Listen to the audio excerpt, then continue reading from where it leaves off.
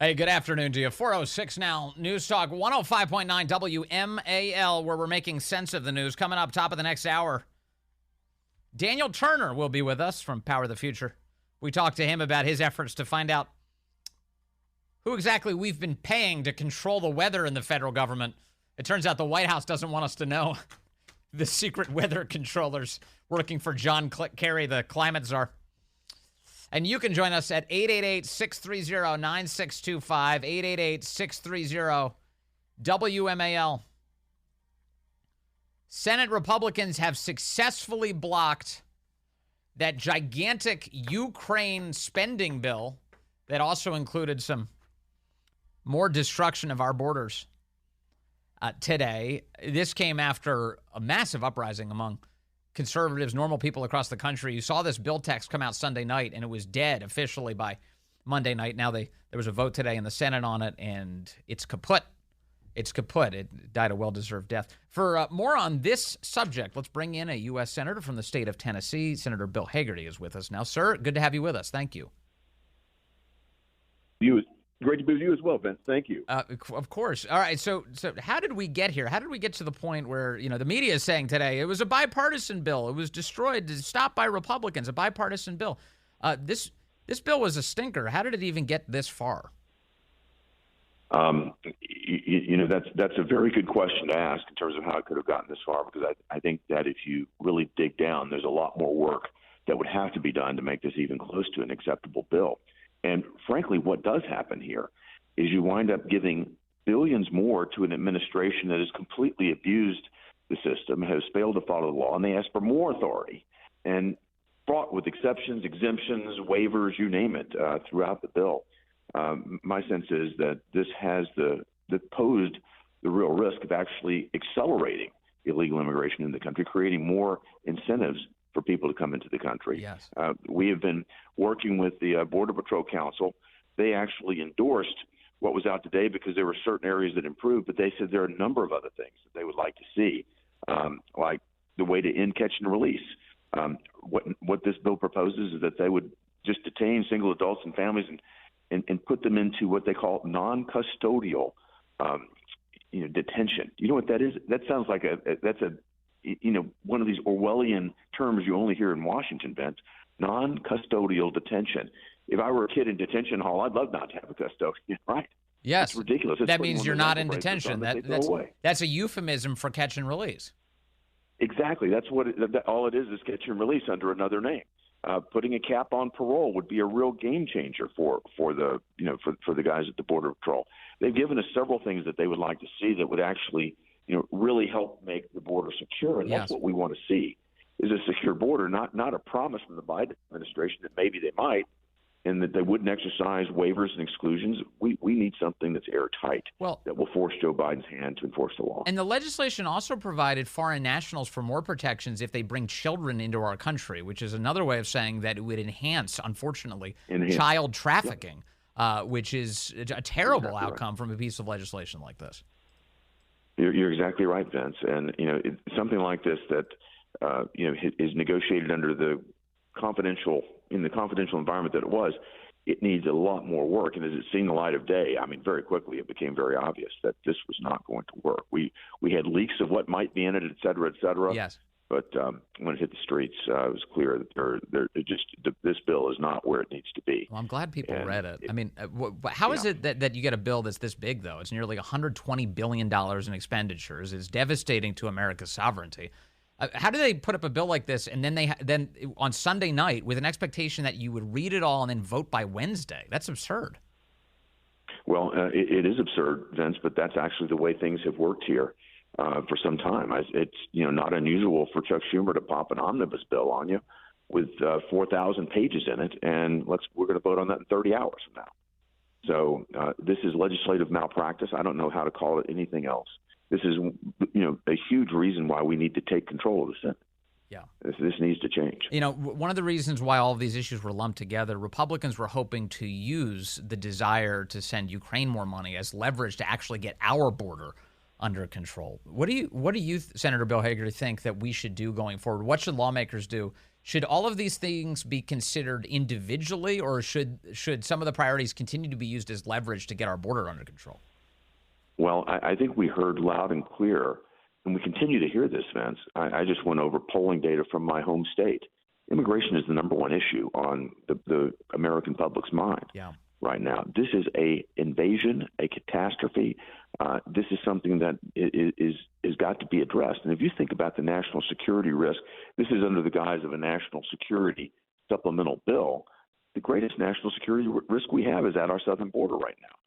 So I don't see how you address national security in America without dealing with the fact that we have an open border. We know, people on the terrorist watch list, some of them are apprehended, others we don't know. But I can assure you, the, quote, high-value cargo that these coyotes take, they've got ways to get that in here without our Border Patrol folks knowing about that. So I don't know. I think none of us have any idea what kind of risk we're facing right now. But I think you heard, in the most concerning way, Chris Wray, the FBI director, say that the threats and the signs of threats around the country are lighting up like a Christmas tree right now. It's worse than ever in terms of concerns and issues in our homeland about terrorist threats here. So it's got to be dealt with. The American public expects us to do that. And it's evident to the American public, as you've noted. All the polling now indicates that immigration, which is another way of saying our open border, is the number one issue across the country, followed closely by the state of our economy, where people are poorer under Biden than they were under Trump. As a result of all of this, given that it's a campaign year, Joe Biden, Chuck Schumer, and all of these Democrats are desperately trying to transfer blame for the border crisis onto Republicans right now. This is the entire game that's being played. Here's Biden yesterday. Every day between now and November, the American people are going to know that the only reason the border is not secure is Donald Trump and his MAGA Republican friends. Senator Bill Hagerty, what do you think of this idea that they're going to somehow stick Republicans with blame for the state of our border? Vince, in 2021, they said there was no border crisis. In 2022, the border is secure. 2023, Secretary Mayorkas, yes, there is no crisis. The border is secure. Suddenly, in an election year, the border is insecure. Now it's the Republicans' fault. This is preposterous. Again, another Orwellian, litany of lies that are coming out of the Biden administration. Yeah. Just shocking. Well, it is interesting that on the same day that the House considered impeaching Alejandro Mayorkas, Joe Biden came out and said the border is not secure, which is exactly the opposite of what Mayorkas testified to Congress. I mean, Biden practically formed the basis of the impeachment articles yesterday in that remark. That's a very clever observation, Vince. I'm not surprised you saw that, but that is exactly right. This whole administration just uses the echo chamber that they get out of the mainstream media to continue to perpetuate, whether it's malpractice or whether it's just outright intentional damage on our nation, whether it be our economy, our national security, and our people. They continue to pursue these devastating policies, and the mainstream media just continue to congratulate them and repeat the talking points that are coming out of the White House, no matter how untrue they are. They ape all of it. So let me ask about the Senate, the business of the Senate. I saw Ted Cruz this week has indicated, and he's not alone, that he'd like to see a change in leadership there. Mitch McConnell to go. McConnell indicated, I think he did an interview, or at least a statement in the last 24 hours, that he wasn't really into the border thing, but he was happy to go along with it. His real priority is Ukraine funding. Which is totally offensive, I think, to most Americans who are like, what? Ukraine's first before our border? Do you think that there needs to be a change in leadership for Republicans in the Senate, sir? Well, I think what you're seeing, Vince, is the fact that the Republican conference is divided right now. We're divided on the border issue. We're divided on Ukraine. That's reflected in the votes that are taking place today right now. And I think what we need to do is get together as a team. And the last thing I'm going to do is start criticizing our leadership and making these sorts of suggestions. I want to see us pull together and all pulling our oars in the same direction. And that's where I want to see us. We need to be there for November of 2024. Yes. Because we've got a great opportunity to take control of the Senate back. And, with that is a huge goal of mine, and I'm putting a lot of work and effort into that. Yeah. Getting to a point of unity is going to be absolutely a critical place for us to be. Right, and it'd be real easy to withhold criticism of the leadership if they were actually on the same page as everybody else in the Senate and doing the work of the American people. I think that's the key thing from our perspective. It's like we're watching from the outside going, man, how can you prioritize Ukraine over our border? It seems like our border needs to go first. Well, that's certainly my perspective, Vince, and I think that's the perspective of people in Tennessee. That we need to prioritize our own border and get our own house in order. It's sort of like when you fly in an airplane and the stewardess or steward comes on and says, put your own mask on before you put your mask on the child sitting next to you. You need to have your own house in order before we spend resources and worry about the sovereignty of other nations. Yeah, I'm on the Foreign Relations Committee, and I had the candidate for our U.S. ambassador to Jordan actually agree that the funding that the Biden administration had requested for border security in Jordan in the form of walls, et cetera, that was a good and necessary thing because border security was important. She actually went through all the rationale of why it is important to secure a nation's borders, except she was talking about another country, Jordan, using our tax dollars to do it. That's how preposterous this Biden administration is. Yeah, and it's totally insulting to the Americans who are all watching this in horror. Senator Bill Hagerty, thank you very much from the great state of Tennessee. Really appreciate your time today, sir. Thank you, Vince. Great to be on with you. Of course, Thanks so much. nice to talk to you. Isn't that? It's just amazing, though. You want to just grab these guys by the lapels and be like, please, for the love of God, just focus on what we need as a country. Would you? Would you? And now, you've got, here's Mitch McConnell responding to Ted Cruz saying that he shouldn't be in the gig. Senator Ted Cruz had a press conference around noon today, said that you shouldn't have even tried to negotiate with Democrats, said this bill was designed to fail, and that it's time for you to step down as GOP leader. What's your response to that? I think we can all agree that Senator Cruz is not a fan. It's not really an answer. It's just a joke. It's just a slowly delivered joke from Mitch McConnell. Here's what Ted Cruz actually said. Is it time for Mitch McConnell to go? I think it is. Look, everyone here also supported a leadership challenge to Mitch McConnell. I mean, remember, too, McConnell, Langford is getting stuck with all this. And as Langford put it this week, he not only got ran over by the bus, he got backed over by the bus. But it was McConnell who straight up says to Langford, hey, run this immigration bill, would you? And it's not even an immigration bill. It's a Ukraine package. I need money for Ukraine, Mitch McConnell announces. I got it. I already got it. And he's like, well, what if we sell out the whole country on the border? That's fine. And so they put it through, and then McConnell's the first one to back off of it this week. Well, we don't have the votes. And he disappears. Langford is out there just dangling in the wind now. It's all so crazy. So Cruz is like, yeah, McConnell needs to go. This is terrible. Leadership challenge to Mitch McConnell in November. I think a Republican leader should actually lead this conference and should advance the priorities of Republicans. Seems like common sense, which is why Congress isn't exercising it.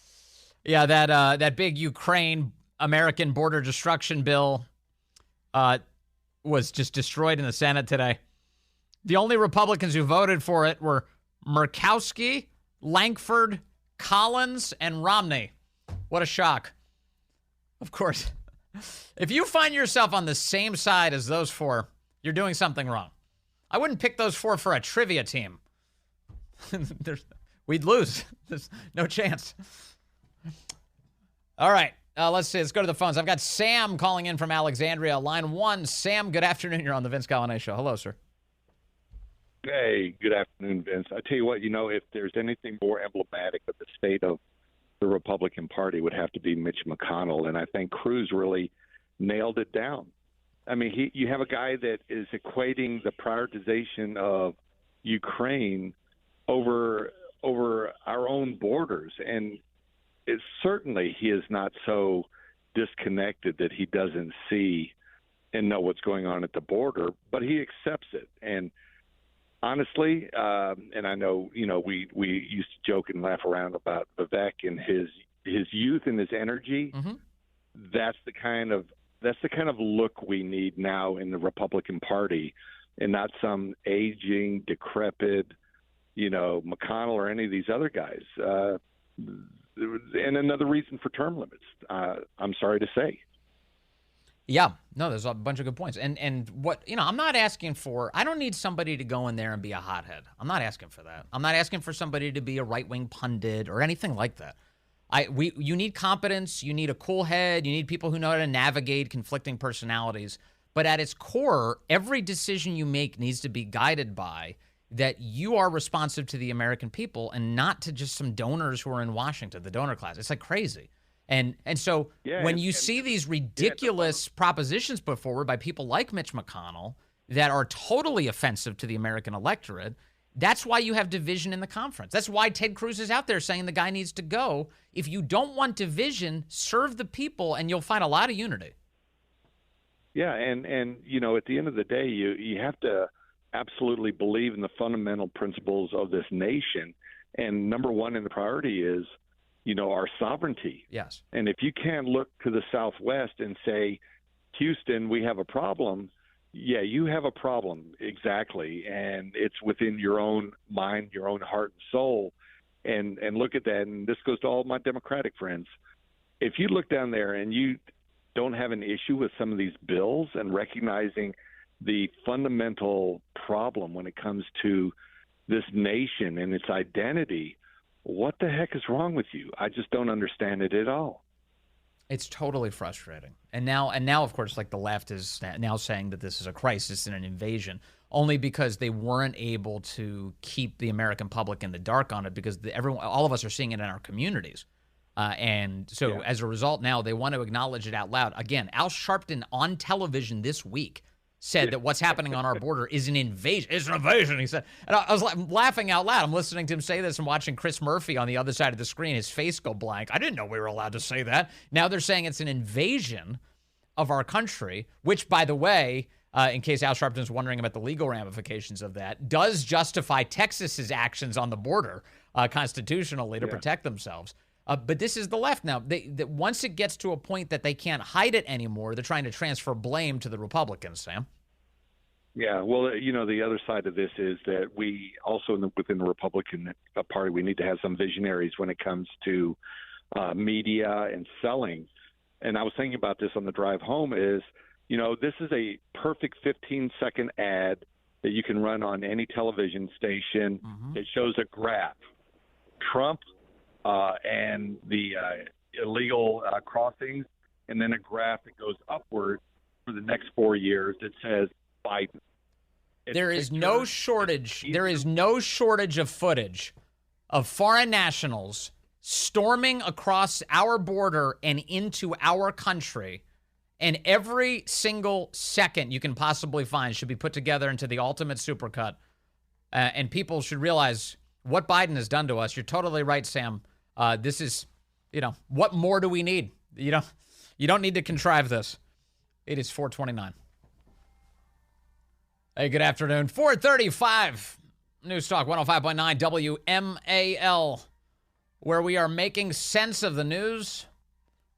Coming up, I've got Daniel Turner joining us at 5 o'clock. We'll talk, as we always do, American energy with him. And also, importantly, John Kerry and the secrets he's been keeping on the taxpayer dime. Secrets don't make friends, John Kerry. Daniel Turner will explain. That's ahead. You can join us at 888-630-9625, 888-630-WMAL. Have you ever seen the amount of publicity for an interview that hasn't been released yet, as we've seen for Tucker Carlson's interview with Vladimir Putin? Every network is going apoplectic right now. CNN and NBC, all these insane people are like, Tucker interview on Putin. They're screaming. There's like blood coming out of their eyes, spittle hitting the camera. It's nuts what's happening right now. Yeah, CNN's Abby Phillip was going crazy yesterday. So crazy, I think she was screaming before the segment because her voice was shot. It was completely gone. She wasn't saying anything. Do we have this audio? Okay, I'm prompting it and I don't have it in front of me. That's okay. I'll pull it up. But this is so funny because Abby Phillip is a CNN hostess. She hosts one of the primetime shows.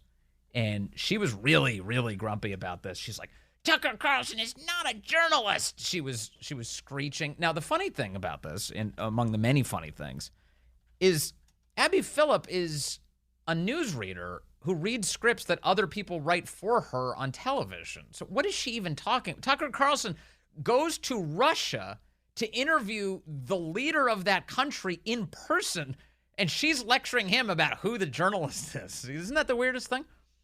She's a newsreader lady. It's amazing. So they're getting upset about this. He hasn't even released it yet. He did release a video yesterday. I played some of the audio for you when we were doing it, when we found out yesterday, that he's just, he gave a basic statement about, hey, I'm interviewing him because he's an important figure and there's a total global realignment going on and currencies are being changed by this. Militaries are being changed by this. It's hurting the United States. The Americans don't realize actually how much this is actually our war, that it's a proxy war going on. A lot of people are dying. It seems worth talking to the guy, and getting some answers. And the press was really grumpy. The grumpiest thing the thing they were grumpiest about, sorry to be Karine Jean-Pierre for a moment, was that Tucker said that Western journalists haven't even really bothered interviewing Putin. Now, of course, they're all claiming, they're like, oh, no, we're constantly asking for interviews with Putin. We've been asking all the time. And so that's the big thing that CNN gets hung up on. Here is a clip from last night, Abby Phillip raging about Tucker doing an interview. Just no one else is allowed to do journalism. They interviewed the president of Russia, Vladimir Putin. Tucker Carlson is lying from the streets of Russia, no less. Do you hear her voice? Something's wrong with her voice. She's shot. Not a single Western journalist has bothered to interview the president of the other country involved in this conflict, Vladimir Putin. That's a lie. Serious news outlets, including CNN, have requested Putin to interview over and over again. Most Americans have no idea why Putin invaded Ukraine or what his goals are now. They've never heard his voice. I love this. They're trying to do, she's doing my segment. She's trying to steal my cringe fact checks. We call them, I don't, do we call them anything? At one point I wanted to call them Vinstant replays, where we go through and I just tear her limb from limb. Except what's happening here is Abby Phillip is just making stuff up in between each sentence. Another lie. Serious news outlets, including CNN, have covered and, of course, reported on Putin's words since this war began, including one of his baseless justifications for the invasion of Ukraine, which he initially claimed was to stop the Nazis. First, because it's our job. We're in journalism. Tucker Carlson is not a journalist. Oh, my goodness. It's unbelievable. Honestly, she's reading from it. Yes, she's like Ron Burgundy. She's reading from the teleprompter. Whatever they write in there, if they put a question mark at the end of that prompt, it would have been Tucker Carlson is not a journalist? Not even close. And his former employer in a court case actually agreed. Okay, so you have never, you may not have encountered this before. So this is a lefty thing, of course, which is why she's doing it. The claim is that in a court case, at one point, it was involving, I think it was a defamation-style case, that a legal defense that was rendered by the attorneys representing Tucker's side of the equation are defending his grounds to be able to speak freely as a pundit and to give his opinion on television. So the left has hung its hat on this legal defense from years ago as a basis to say, Tucker's not a journalist. See, he's an opinion giver. He's not a journalist. Now, before you even hear this, let me point something else out. Rachel Maddow has used the same exact defense in court. The same exact defense in court for her to be able to speak freely on television and to be free from civil litigation. So here's CNN saying, Tucker's not a journalist because he was sued once? Actually agreed. Quote, the general tenor of the show should then inform a viewer that Carlson is not stating actual facts about the topics he discusses and is instead engaging in exaggeration and non-literal commentary.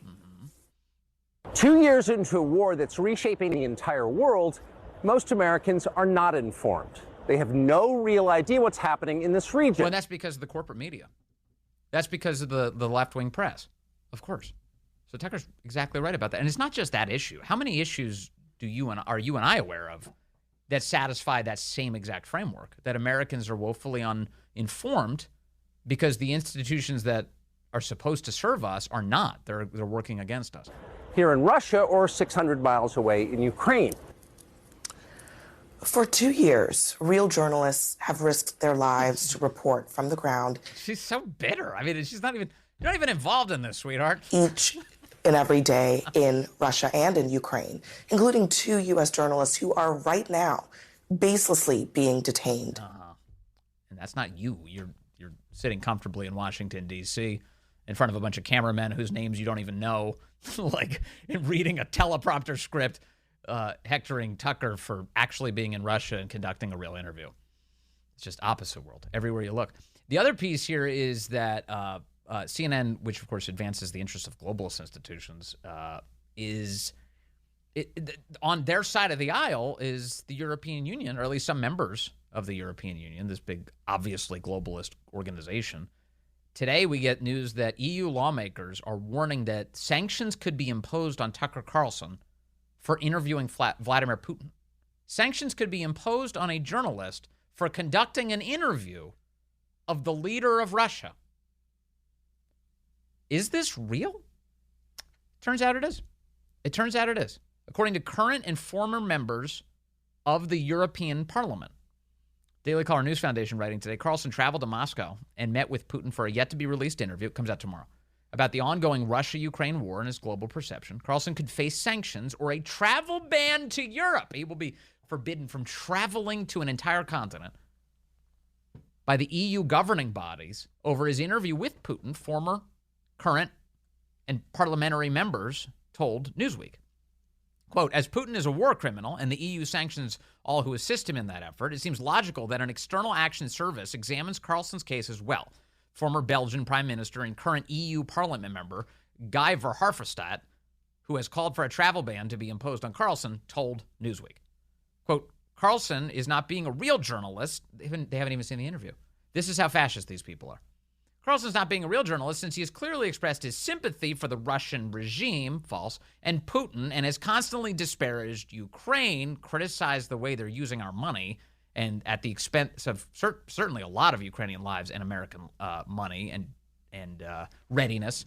So these people are so dishonest. They say the victim of Russian aggression, former Estonia foreign minister and current parliament member Urmas Payet told Newsweek. So for such propaganda for a criminal regime, you can end up on the list of sanctions. This concerns primarily travel ban to EU countries, which are most of the countries in Western Europe. So that's what they want to do. And then they're like, oh, and Tucker's the threat to democracy. How did we get to the point where Western governments thought, you know what we should do? We should ban reporters from having free movement in our countries. Because the last thing we want to support is journalism. If we had a normal administration, like for real, if we had a normal presidential administration, they would release a statement today condemning the EU for threatening to bar an American journalist from doing his job. Seriously. The White House will not release that statement. Because guess what they want to happen to Tucker? They want him in prison. They don't want this guy they don't want him talking to people. He says too much. He asks too much. He thinks too much. He's not on the same page as we are. Get rid of them. They're perfectly content with Western Europe imposing sanctions on an American journalist. They're perfectly happy with that. So it's crazy. And also, it's unbelievable the amount of promotion that all of these institutions are giving to an interview that's not even out yet on X. It's supposed to come out tomorrow. So now it leaves me wondering, what's going to get more views this week? We've got two big events now, all of a sudden. We've got the Tucker Carlson Vladimir Putin interview, which is getting global attention, threatens of EU sanctions. Nobody's even seen it yet. You've got CNN and MSNBC telling their dwindling audiences that this is happening this week, this awful thing. And so people are going to tune in, whether or not they like Tucker. They'll probably tune in. They want to check it out. And simultaneously, we've got the Super Bowl coming up. And it's not just any Super Bowl. It's a Super Bowl where Taylor Swift is going to be in attendance. Usher is doing the halftime show. Heck, they've got 2 national anthems this year. Again, this is so stupid. The NFL, they said they want to do the black national anthem after the actual national anthem this week, which is stupid and divisive. We are all Americans. We have one national anthem. Lift Every Voice and Sing is a beautiful song, and you are turning it into a divisive cudgel, you jackals. It's idiotic. But we've got these 2 big events, right? One of them is televised. The other is internetized. What's going to get more views? I don't know at this point. Seems it's hard to catch up to the Super Bowl. Even Trump himself. Trump was saying that's big ratings. You saw Trump this past week volunteered to take Joe Biden's place because Biden is not going to do the traditional Super Bowl interview. And it was a tradition started by Obama. Obama started doing it in his presidency. He would do it every year because he likes to be seen as like this Mr. Sports. Remember ESPN would host, oh my gosh, remember March Madness every year when Obama's presidency? They would put Obama's stupid bracket up on television like it was a big televised special. Now the president is going to choose his picks for March Madness. Oh, wah, wah. It's just one of many crazy moves by Disney, ESPN. But they did this thing, right? So this tradition. So when Trump comes in office, he maintains it for a little bit. He skipped, I think 1 year. He skipped with NBC. He was like, hell with them. I'm not doing an interview with them. But he skipped them for political reasons. He was like, I'm not doing an interview with those guys. They're jerks. I'm not. And actually, Trump's great in adversarial conversations. He probably should have done it anyway, but whatever. Last year, Fox was the Super Bowl host. Biden skipped the interview. No interview with Fox. It seems like for political reasons, but also because of his senility, obviously. And so this year, CBS is doing the Super Bowl. Biden's skipping it. Biden's not going to do it. And the reason for that is because he's senile and they don't want any more liabilities out there. Impromptu moments with Biden is a terrible idea for the Biden campaign, which is trying to, weekend at Bernie's this whole thing. They want to ram him through. And the last thing they need to do is somebody try and talk to him and realize that there's no life in the body. Wait, he's not answering my questions. So yesterday at the White House press briefing, this came up. Like, hey, what's the deal? Why isn't Biden doing this Super Bowl interview? This is a layup during a political campaign. It's one of the easiest things you can do. Huge ratings. They're not going to ask tough questions. Why isn't he doing it? Anything specifically on why you're not doing the Super Bowl interview? I mean, that's a massive audience in an election year of people who may not be tuned into this White House or this election at this moment. So look, as you know, Super Bowl is a great annual tradition. Look, President Biden looks forward to watching the game this Sunday, just like millions of, as you just stated, just like millions of Americans are going to be doing that. And look, we hope that the viewers who tuned in, we know that the viewers who tuned in, they tuned in to watch the game, right? And so obviously, that is just a fact. They want to see the game. They want to see their favorite team. They want to see a halftime show. Listen to her try and survive this. That is what it's that type of tradition. The president will find many other ways to communicate with Americans. Mostly through me, the worst press secretary who's ever occupied the job. The millions of Americans out there, and we will find those ways to do it where we think the time is right. Yeah.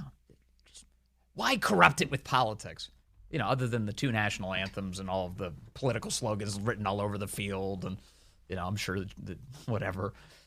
Usher's not transgender, is he? He's got the halftime show. He'll be fine. He's got some hits. I know the words. I'm looking forward to it. I'll be tracking. I'll be singing along. But it's so crazy. And so over at CBS, they were asked about this. The president of CBS Sports was asked this week. During, in the lead up to the Super Bowl, they've got 1 million press opportunities where all sorts of people can ask questions of everybody who's involved. They spend the whole week promoting it. And so CBS's president, McManus is his last name, was answering some questions about this. Fox has a write-up of it. He says, when asked if the opposing party's presumptive candidate, that would be Trump, was a possibility to do an interview with, McManus cut the question off. Quote, I don't want to get into the politics, McManus said, interrupting. We're here to talk about the game, he said. The game is broadcast on CBS. The network was prepared to turn over up to 15 minutes of its valuable pregame airtime to its news division to interview a politician until he declined. Quote, so what's the question, McManus says? The question is the opposing party's presumptive candidate, former President Trump, has volunteered to take the now vacant interview slot. Trump went on his Truth Social account on Monday. He volunteered to speak with CBS. He also went on the Dan Bongino program right here on WMAL and volunteered once again to speak in Biden's place to CBS ahead of the Super Bowl. We should also emphasize, I just want to emphasize here, that Trump is the leading candidate to be president of the United States. In the whole country right now, it's a big deal. Trump has offered an interview. CBS is refusing to interview him. And this is not just the CBS Sports president who's declining it. He's got bosses too. And guess what they're not doing? Telling him you put the leading candidate for president on the damn program. They're not doing that. McManus made it clear CBS is declining. Quote, we're producing a football pregame show, not a political show, he said, interrupting again. So the reporter responds, what? So the CBS pregame show invited the president of the United States, who is a politician and a political candidate in the upcoming election? McManus responded, correct. And then they moved on. It's also total. I know they lie to us about this. They say that the Biden administration is the most transparent ever or whatever. It's just yet another lie. They don't even tell you who's running their weather control program. The guys who work for John Kerry, the climate czar, whose face doesn't move. Daniel Turner is going to join us just minutes from now. He's been digging in on this question. He's got some thoughts.